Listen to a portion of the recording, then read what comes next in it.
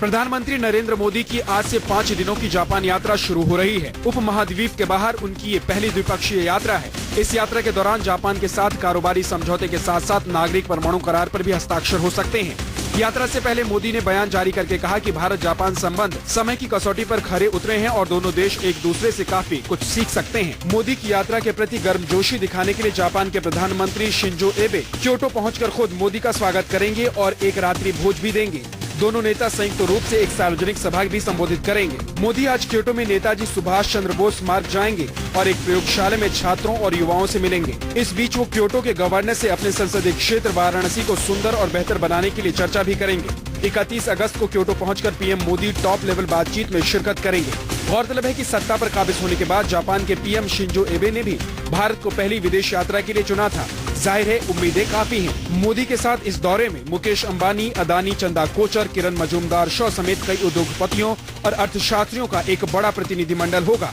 जाहिर है दुनिया की तीसरी सबसे बड़ी आर्थिक ताकत जापान के साथ शीर्ष वार्ता में भारत सरकार की प्राथमिकता आर्थिक मुद्दा ही होंगे। प्रधानमंत्री मोदी अपनी यात्रा के दौरान जापान के सम्राट और सम्राज्ञी से भी मिलेंगे। बता दें कि मोदी 2012 में गुजरात के मुख्यमंत्री बतौर जापान की यात्रा कर चुके हैं, जिसे काफी सफल माना गया था। मौजूदा प्रधानमंत्री एबे तब विपक्ष के नेता थे और मोदी ने उनसे भी मुलाकात की थी। मोदी की जापान यात्रा 3 सितंबर तक चलेगी।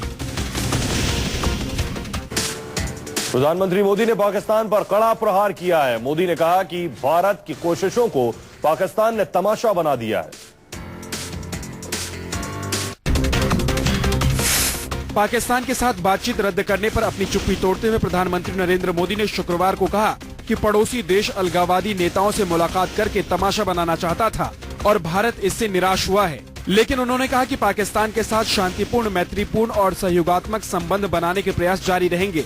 भविष्य की बातचीत के नियमों का आधार बताते हुए प्रधानमंत्री ने कहा कि कोई भी अर्थपूर्ण द्विपक्षीय बातचीत के लिए जरूरी है कि आतंकवाद और हिंसा से मुक्त वातावरण बने। मोदी ने जापान के मीडिया के साथ बातचीत में कहा कि शिमला समझौते और लाहौर घोषणा के द्विपक्षीय ढांचे के तहत भारत को पाकिस्तान के साथ किसी भी लंबित मामले पर चर्चा करने में कोई हिचक नहीं है। प्रधानमंत्री उस सवाल का जवाब दे रहे थे जिसमें उनसे 25 अगस्त को पाकिस्तान के साथ होने वाली विदेश सचिव स्तरीय वार्ता को रद्द करने के बारे में पूछा गया था। सरकार के 100 दिनों के रिपोर्ट कार्ड की कड़ी में पहला नंबर वित्त मंत्रालय का है। अरुण जेटली आज रिपोर्ट कार्ड पेश करेंगे। नरेंद्र मोदी सरकार 100 दिन का रिपोर्ट कार्ड जनता के सामने रखेगी, लेकिन इस कड़ी में पहला नंबर वित्त मंत्री यानी अरुण जेटली का है। अरुण जेटली आज सरकार के 100 दिनों के कामकाज का ब्यौरा देंगे। वित्त मंत्री अरुण जेटली दोपहर 3 बजे प्रेस कॉन्फ्रेंस का रिपोर्ट कार्ड पेश करेंगे। जेटली अपने रिपोर्ट कार्ड में सरकार की आर्थिक नीतियों की जानकारी देंगे, जिनसे लोगों के जीवन में बदलाव आया। अरुण जेटली के साथ प्रेस कॉन्फ्रेंस में निर्मला सीतारमण, वित्त सचिव डॉक्टर अरविंद मायाराम और मंत्रालय से जुड़े दूसरे सचिव भी मौजूद रहेंगे। बता दें कि नरेंद्र मोदी सरकार 100 दिन का रिपोर्ट कार्ड जनता के सामने रखेगी। इसकी तैयारियां शुरू हो चुकी हैं। इसके लिए सभी मंत्रालयों से 3-3 उपलब्धियां बताने के लिए कहा गया है। किताब के विमोचन के मौके पर अरुण जेटली और प्रकाश जावड़ेकर ने मोदी की जमकर तारीफ की है। दिल्ली के एक कार्यक्रम में वित्त मंत्री अरुण जेटली ने प्रधानमंत्री नरेंद्र मोदी का खूब गुणगान किया। अरुण जेटली ने कहा कि मोदी के काम करने का तरीका ही है कि वो ना सोते हैं और ना ही सोने देते हैं। जेटली ने इस बात का जिक्र किया कि गुजरात के एक मंत्री ने कहा कि अब तक हमारे साथ होता आ रहा था, अब आपके साथ हो रहा है। Came for the swearing in and we congratulated each other. So you were just mentioning about ना खाता हूँ ना खाने देता हूँ। He says the real politics is कि ना सोता हूँ ना सोने देता हूँ। तो ही सेड पहले हमारे साथ हो रहा था, अब आपके साथ होगा। अरुण जेटली ने कहा कि वाजपेयी सरकार में मैं 6 बजे शाम तक काम किया करता था, लेकिन मोदी सरकार में मैं रात के 11 बजे तक काम करता हूँ। Somebody asked me at an Indian Express function in Mumbai day before yesterday. I said those days I used to finish all work as a minister by 6 o'clock, go to the India International Center, have a cup of coffee and go home.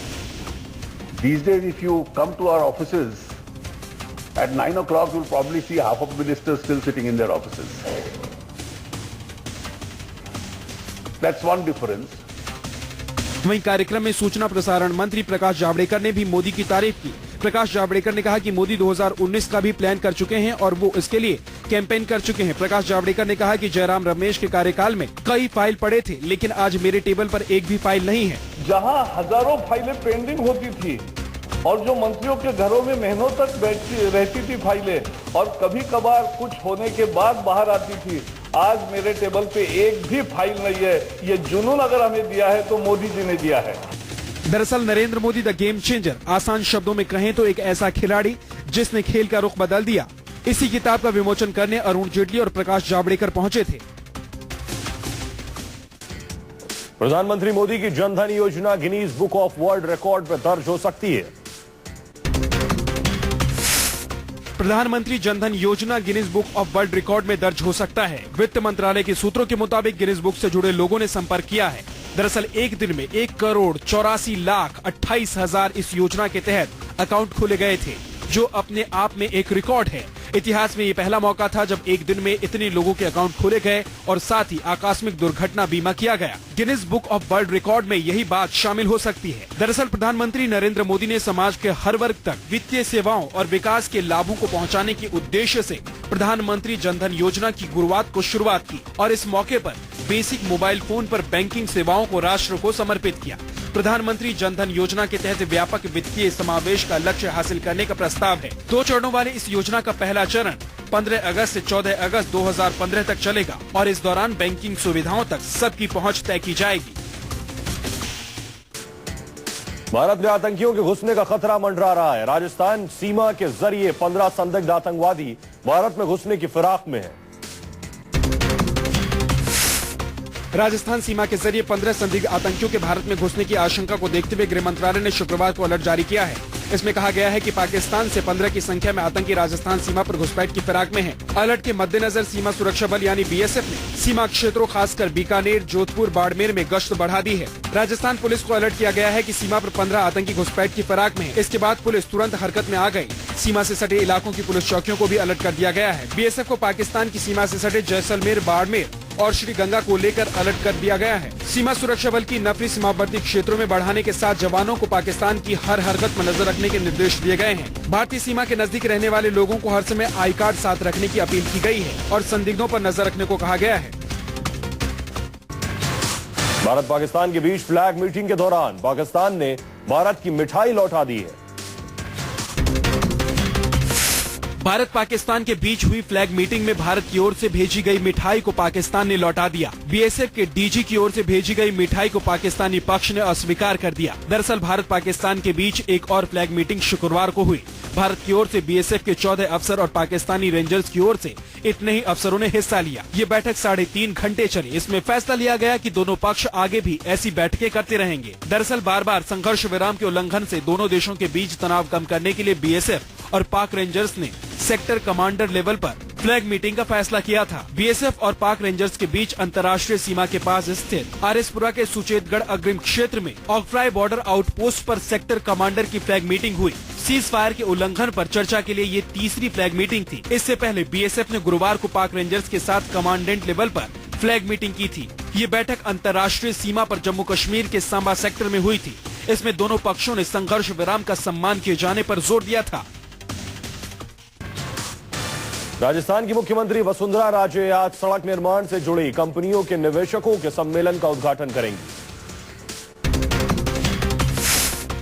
Rajasthan की मुख्यमंत्री वसुंधरा राजे राज्य में सड़कों का जाल विकसित करने के लिए निजी क्षेत्र के निवेशकों से आज मुलाकात करेंगी। राजस्थान के सड़क निर्माण परियोजनाओं के लिए सड़क निर्माण से जुड़ी कंपनियों का इन्वेस्ट कॉन्फ्रेंस आज होगा, जिसका आगाज मुख्यमंत्री आज सुबह 11 बजे करेंगी। निवेशकों के इस सम्मेलन में 150 कंपनियों को बुलाया गया है, जिसमें से 80 से 100 कंपनियों के आने का अनुमान है। देश भर से आ रहे निवेशकों के सम्मेलन का उद्घाटन मुख्यमंत्री करेंगी और पूरे समय सम्मेलन में मौजूद रहकर वो निजी क्षेत्र के प्रतिनिधियों से विचार विमर्श करेंगी। राजस्थान के सार्वजनिक क्षेत्र मंत्री यूनिस खान ने कहा है कि सड़कों के निर्माण में 60% राशि निवेशक व्यय करेगा, जबकि 20% राज्य सरकार और 20% राशि केंद्र सरकार उपलब्ध कराएगी। राजस्थान में अगले 5 सालों में सरकारी निजी भागीदारी यानी पीपीपी के जरिए 20,000 किलोमीटर लंबे सड़क विकास करने का प्लान है। राजस्थान सरकार के इस ड्रीम प्रोजेक्ट पर 70,000 करोड़ रुपए की लागत आएगी और इसे पूरा करने के लिए वो केंद्र और निजी निवेशकों का सहारा ले रही है। यूनुस खान के मुताबिक वसुंधरा सरकार की राजस्थान को देश में सड़क निर्माण के क्षेत्र में आदर्श राज्य के रूप में विकसित करने की योजना है। झारखंड सरकार ने तारा शाहदेव मामले की जांच सीबीआई से कराने का फैसला किया है। रांची के बहुचर्चित तारा शाहदेव केस की जांच सीबीआई को सौंपने की तैयारी है। झारखंड सरकार ने मामले की सीबीआई जांच की सिफारिश की है। सूबे के मुख्यमंत्री हेमंत सोरेन ने शुक्रवार रात प्रेस कॉन्फ्रेंस कर कहा कि वो इस मामले में पीड़िता तारा शाहदेव और उनके परिजनों से मिले और उनका पक्ष जानने के बाद उन्होंने इसकी जांच सीबीआई से करवाने की सिफारिश की है। मुख्यमंत्री ने कहा कि शाहदेव अपने मामले की पुलिस जांच से संतुष्ट नहीं हैं और वो बेहतर जांच चाहती हैं। इसे देखते हुए उन्होंने पूरे मामले की सीबीआई जांच करवाने का फैसला किया है। उन लोगों पे भरोसा नहीं है जो ये केस को छुपाने की, जो उन लोगों के नाम को छुपाने की हर वो मुमकिन कोशिश कर रहे हैं। क्यों ये स्टेट गवर्नमेंट सीबीआई जांच नहीं होने दे रही है? जो बातें हो रही है, जो इतने लोग, इतने कॉन्ट्रैक्ट सुप्रीम कोर्ट के जज खुद ये सपोर्ट कर रहे हैं मुश्ताक अहमद जैसे लोगों को बचाने के लिए, तो आप सोच सकते हैं किस हद तक ये बात है। तो क्यों स्टेट गवर्नमेंट भाग रही है सीबीआई जांच से? मैंने सर से यही पूछा। एक सवाल के जवाब में मुख्यमंत्री ने कहा कि तारा शाहदेव के मामले में अनेक मंत्रियों, आईएएस और आईपीएस अधिकारियों, न्यायाधीशों और न्यायिक अधिकारियों के भी शामिल होने की बात सामने आई है और खुद पीड़िता भी पुलिस जांच को नाकाफी मानती है। इसलिए पूरे मामले को जांच के लिए सीबीआई को सौंपने का राज्य सरकार ने फैसला किया है। ग्रेटर नोएडा में तेज रफ्तार कार एक हादसे का शिकार हो गई। हादसे में 7 लोगों की मौत हो गई। ग्रेटर नोएडा के परी चौक के पास तेज रफ्तार से कार ने सड़क पार कर रहे 3 लोगों को टक्कर मार दी। कार की रफ्तार इतनी तेज थी कि टक्कर के बाद कार संतुलन खोकर पलट गई। इस दुर्घटना में कार में सवार 4 और सड़क पार कर रहे 3 लोगों समेत 7 लोगों की मौत हो गई। कार में सवार एक बच्ची बच गई, लेकिन उसकी हालत इतनी तेज थी कि टक्कर के बाद कार संतुलन खोकर पलट गई। इस दुर्घटना में कार में सवार 4 और सड़क पार कर रहे 3 लोगों समेत 7 लोगों की मौत हो गई। कार में सवार एक बच्ची बच गई, लेकिन उसकी हालत गंभीर बनी हुई है। कार में सवार सभी लोग दनकौर से अपने रिश्तेदार के यहाँ से लौट रहे थे और नोएडा की ओर जा रहे थे। इस हादसे में जहां एक साथ 7 लोगों की मौत हो गई है, वहीं डॉक्टर की माने तो बच्ची की हालत नाजुक है। बच्ची के सर और पैर में गंभीर चोटें आई हैं। मौके पर पहुंची पुलिस हादसे में मृत लोगों की शिनाख्त कर उनके नाम जानने की कोशिश कर रही है। दिल्ली में एक कार में अचानक आग लगने से कार धू-धू कर जल उठी। शुक्रवार रात लगभग 10:30 बजे साउथ दिल्ली के सफदरजंग इलाके में एक कार में अचानक आग लग गई। आप तस्वीरों में देख सकते हैं कि कैसे देखते ही देखते आग ने कार को पूरी तरह से अपनी चपेट में ले लिया। देखिए कैसे आग की लपटों से घिरी कार धू-धू कर जल रही है। आग की लपटें बता रही हैं कि कार में कितनी भयंकर आग लगी है। कार फिएट पैलियो थी और कार सवार मौका रहते कार से बाहर निकल गया, लिहाजा हादसे में कार सवार बाल-बाल बच गया। देखते ही देखते कार जलकर खाक हो गई। कार में आग लगने की वजह से सड़क पर कई घंटों तक जाम लगा रहा। सूचना मिलने के बाद दमकल कर्मी मौके पर पहुंचे और आग को बुझाया। आग लगने की सही वजह का अभी पता नहीं चल पाया है। दिल्ली में एक व्यापारी को 2 बदमाशों ने लूट के इरादे से गोली मारकर हत्या कर दी। दक्षिण दिल्ली के मेहरौली में एक व्यापारी की गोली मारकर हत्या कर दी गई।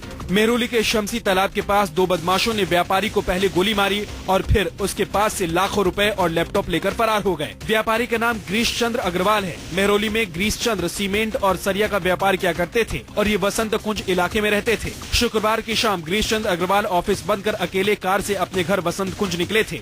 तभी बाइक सवार 2 बदमाशों ने पहले तो गोली चलाई और उसके बाद गाड़ी में मौजूद लाखों रुपए लेकर फरार हो गए। आसपास के लोगों ने वारदात की सूचना पुलिस को दी, जिसके बाद मौके पर पहुंचकर पुलिस घायल व्यापारी को वसंत कुंज के फोर्टिस अस्पताल ले गई, लेकिन हॉस्पिटल पहुंचने से पहले ही व्यापारी की मौत हो गई। दक्षिणी दिल्ली के डीसीपी और ज्वाइंट सीपी ने भी पूरे मामले का जायजा लिया। पुलिस मामले की जांच में जुट गई है, लेकिन आरोपी पुलिस की गिरफ्त से बाहर हैं। कोलकाता के प्रतिष्ठित रविंद्र भारती विश्वविद्यालय में नॉर्थ ईस्ट की छात्रा से गैंगरेप का मामला सामने आया है। कोलकाता के प्रतिष्ठित विश्व भारती विश्वविद्यालय में रेप का मामला सामने आया है। एक छात्रा ने 4 युवकों पर गैंगरेप का आरोप लगाया है। इनमें से 3 छात्रा विश्वविद्यालय में एक ही विभाग के बताए जा रहे हैं। विश्वविद्यालय के प्रवक्ता के मुताबिक पीड़िता की शिकायत के बाद मामला यौन उत्पीड़न समिति को भेजा गया है और जांच की जा रही है।